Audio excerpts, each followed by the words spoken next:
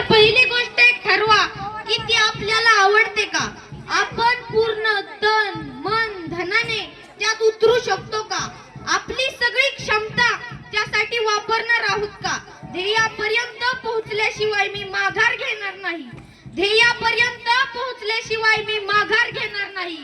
जर या सगळ्या प्रश्नांची उत्तरं होय मिळाली तर प्रवासाला सुरुवात करा, अन्यथा उपयोग नाही. मोठी स्वप्ने पाहणारेच मोठी स्वप्ने सत्यात उतरवत असतात.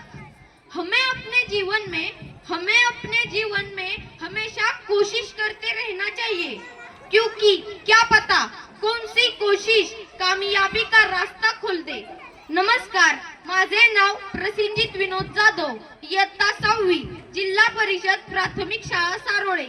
मी आज तुम्हाला मी आणि माझे स्वप्न या विषयावर 2-4 शब्द सांगणार आहे. ते तुम्ही शांत चित्तेने ऐकावे अशी माझी नम्र विनंती. माझे स्वप्न हे फक्त माझे नाही तर प्रत्येक व्यक्तीच्या आयुष्यातील कधी ना कधी साकार होणारे स्वप्न आहे.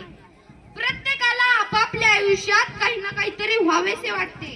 काहींना इंजिनियर व्हावेसे वाटते तर काहींना IAS, डॉक्टर, वकील अशा अनेक प्रकारचे मोठमोठे ऑफिसर्स आपल्याला बनायला आवडतात. पण हे ऑफिसर्स बनण्यासाठी खूप मेहनत करावी लागते, खूप कष्ट करावे लागतात. माझे पण लहानपणापासूनचे स्वप्न आहे की मला एक प्रामाणिक IAS ऑफिसर बनायचं आहे. IAS ऑफिसर बनून मी लोकांची सेवा करणार. जिथे अन्याय होतो तिथे न्याय मिळवून देणार. IAS म्हणजे काय तर ऐका. IAS म्हणजे इंडियन ऍडमिनिस्ट्रेटिव्ह सर्व्हिसेस, भारतीय प्रशासकीय सेवा. जिल्हाधिकारी बनण्यासाठी एक UPSC नावाची परीक्षा असते, ती मात्र द्यावी लागते. माझे स्वप्न हे फक्त माझ्यासाठी नाही तर समाजासाठी आहे. जर प्रत्येकाने समाजोपयोगी विचार केला तर आपला भारत देश नक्कीच प्रगती करेल. मी माझ्या आई वडिलांचे IAS होण्याचे स्वप्न नक्कीच पूर्ण करेन. त्यासाठी मी खूप जिद्दीने अभ्यास करेन, कष्ट करेन. स्पर्धा इतर कोणाशी न करता स्वतःशी करा म्हणजे यश नक्कीच मिळते. मेहनतीमध्ये अशी जादू आहे की अशक्य गोष्ट शक्य होऊन जाते.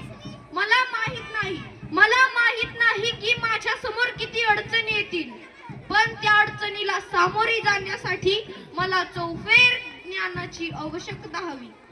IAS हे पद जबाबदारीचे असल्यामुळे त्या पदावर बसणाऱ्या प्रत्येक व्यक्तीला सामाजिक, राजकीय, ऐतिहासिक, भौगोलिक, वैज्ञानिक अशा प्रकारच्या असंख्य गोष्टींचं सखोल ज्ञान आत्मसात करावं लागतं. IAS हे पद जिल्हा प्रशासन आणि सरकार यांच्यामधला दुवा असते. IAS हे पद जिल्हा प्रशासन आणि सरकार यांच्यामधला दुवा असते. स्वप्ने कधीही मोठीच पाहावीत आणि विचार सकारात्मक ठेवून आपल्या ध्येयाकडे वाटचाल करावी. यश हे आपलेच आहे. स्वप्ने कधीही जागेपणीच पाहावीत, झोपीत असताना नाही. कारण झोपीत पाहिलेलं स्वप्न जाग आली की संपलेलं असतं.